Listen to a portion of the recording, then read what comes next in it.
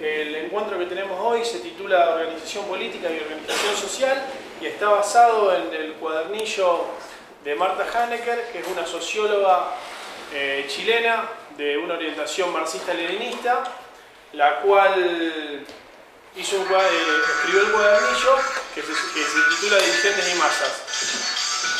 ¿Querés que arranque de nuevo? Se titula Dirigentes y Masas. Bueno. En dicho cuadernillo está adaptado a nuestro partido, el Partido Socialista Auténtico, para tener en cuenta de qué manera se organiza la organización política y social y de qué manera se eligen los dirigentes socialistas y qué función cumplían los dirigentes burgueses antes de que la clase obrera tomara conciencia de sí para empezar a autodefenderse y autodenominarse como una fuerza propia. Bueno, como decía, el título es Dirigentes y Masas. Lo primero que hay que tener en cuenta para empezar a hablar es tener en claro el concepto de pueblo, clase social y el de masas. Cuando nosotros hablamos de pueblo, nos referimos no a todos los ciudadanos que viven en una determinada nación. Ese sería el concepto clásico, ese es el concepto a nosotros no nos sirve, porque es un concepto totalmente clásico que se puede conseguir en cualquier diccionario político, en cualquier enciclopedia.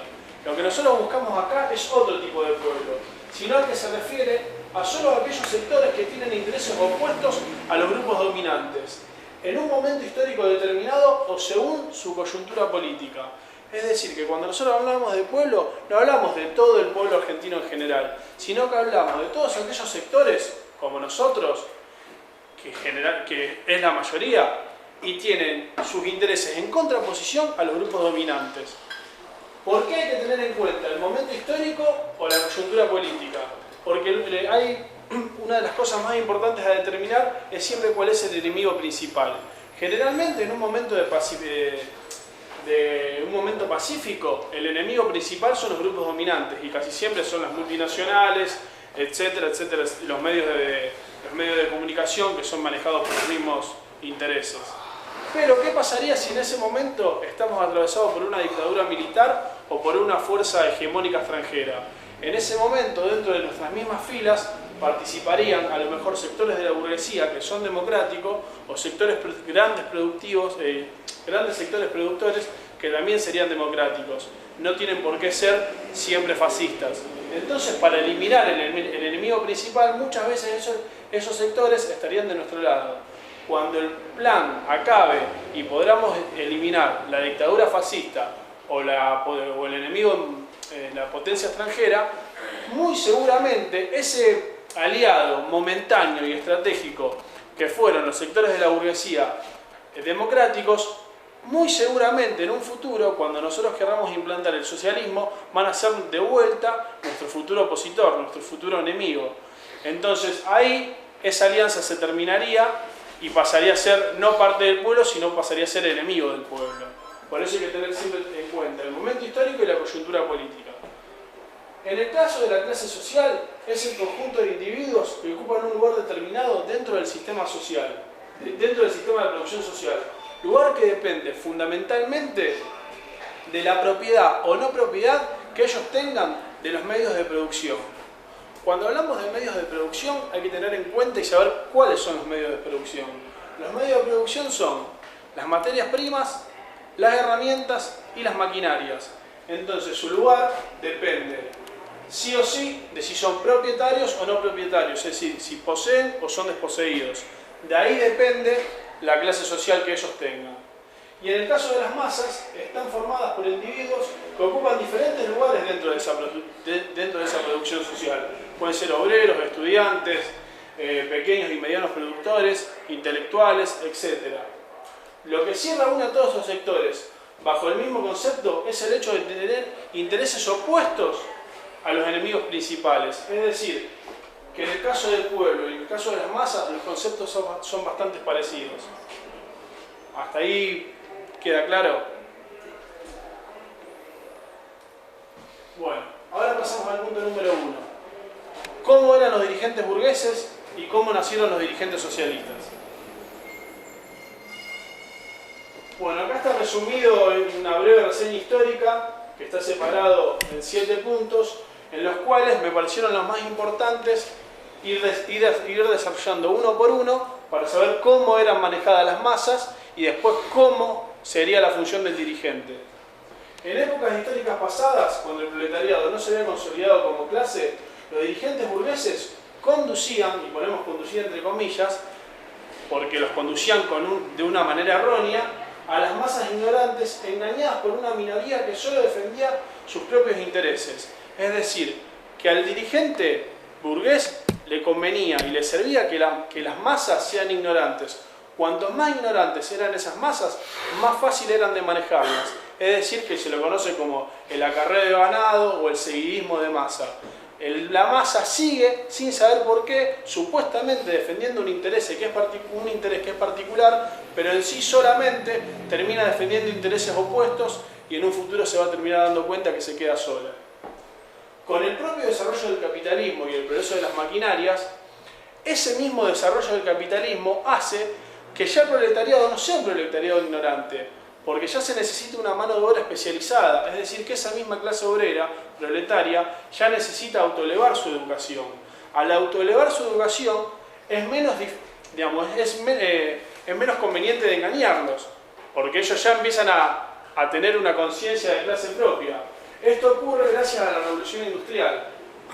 Como consecuencia de dicho proceso, esta capacitación obrera no solamente que los capacita en un nivel de educación, sino también que va logrando una conciencia política, una conciencia independiente que se va dando cuenta de sus propios problemas y consiguiendo por ella misma sus propias verdades.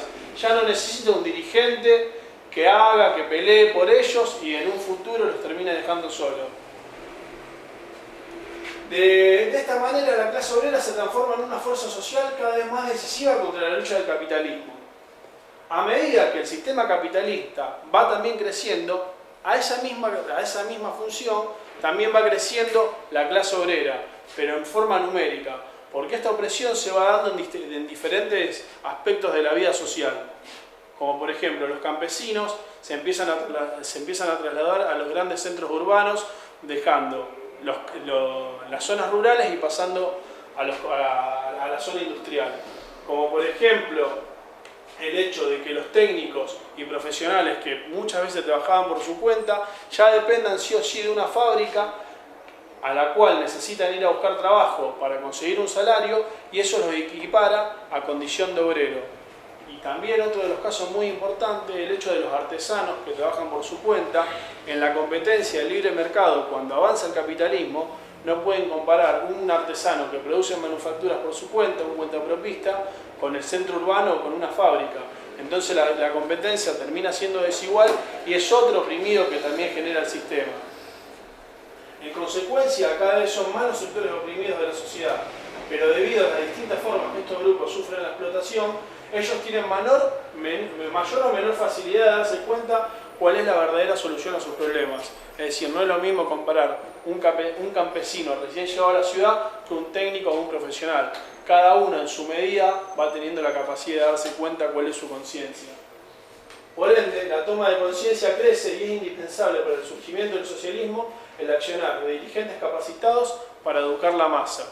Lo más importante que tiene que tener el dirigente revolucionario o socialista es educar a la masa, guiarla, pero no en contraposición como hacía el dirigente burgués, que lo guiaba engañado para hacer un objetivo y después dejarlo. Lo que tiene que lograr el dirigente socialista es que esa misma masa de proletarios se dé cuenta por sus propios medios de que está siendo engañada y explotada y oprimida. Cuando adquiera conciencia de clase y se den cuenta cuáles son sus verdaderos problemas principales, ahí va a estar cubierta la función principal de este dirigente socialista. No es solamente un dirigente, un líder que dirige y nada más, sino que tiene que en todo momento buscar la conciencia de clase de la masa que conduce. En el punto número 2 son los métodos incorrectos de dirección y de trabajo, es decir, los métodos que no hay que hacer. El subjetivismo, que puede manifestarse de dos maneras opuestas: el dogmatismo o el empirismo. Las metas deben estar siempre al servicio de lo que se ha propuesto el pueblo. No se puede dirigir correctamente una organización si no se conocen bien las condiciones materiales sobre las que se debe trabajar. Por ejemplo, como decía el Mao, quien no ha investigado y quien no ha estudiado la realidad no tiene derecho a hablar. Y nosotros agregamos, si no tiene derecho a hablar, mucho menos tiene derecho a dirigirnos.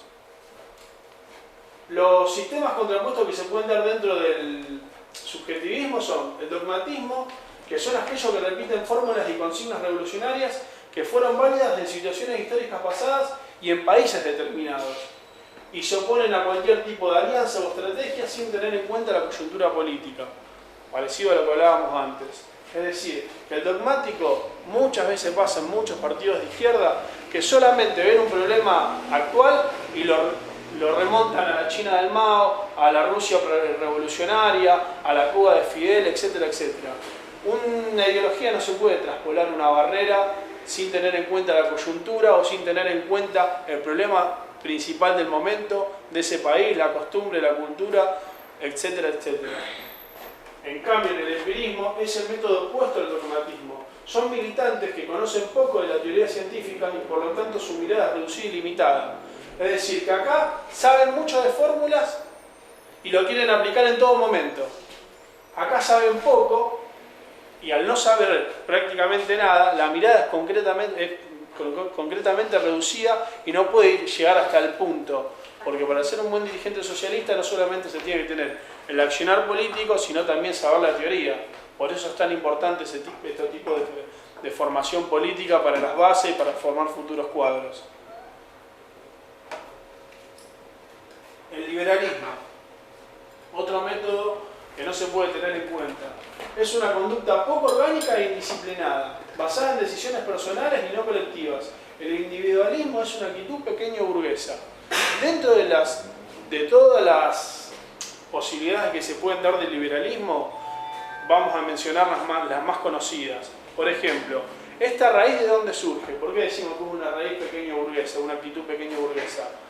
Generalmente se da en las personas o en los cuentapropistas, es decir, en aquellas personas que trabajan por su cuenta, que trabajan en su casa o que trabajan poniendo su propio lugar de trabajo, poniendo su propio horario o cuando ellos tienen ganas. Es decir, ahí esas personas, no es que es general, pero generalmente esas personas son las que más tienen tendencia a tener condiciones y actitudes liberales, porque no están acostumbrados a trabajar en equipo. En cambio, en un obrero, en una fábrica, en el cual el obrero es parte de un sistema de producción, en el cual si él no hace algo, termina dañando el trabajo del compañero, es más difícil que este tipo de actitudes liberales se organicen dentro de la clase proletaria. Otro de los ejemplos muy típicos dentro del liberalismo es el caso de los intelectuales. Cabe aclarar que no es todo el que trabaja por su cuenta tiene actitud liberal y no todo intelectual es un liberal. Estamos haciendo una generalidad. O de errores los que pueden caer. Totalmente. Y no todos los obreros son perfectos y están acostumbrados a trabajar en equipo. Exactamente. En el caso de los intelectuales, muchos de los casos pasa, como ellos no trabajan con la fuerza material, con la fuerza física, sino que trabajan, digamos, sus herramientas de trabajo son sus ideas y sus argumentos, generalmente se piensan superiores a las masas. Saben que deben de educar a las masas y estar con las masas, pero al tener ese tipo de actitudes liberales, medio egocéntricas, en el cual son egoístas y no saben adaptarse al trabajo del colectivo de una masa, generalmente terminan pecando en el error de ser egoísta o sentirse por arriba de un grupo selecto en el cual él las guía.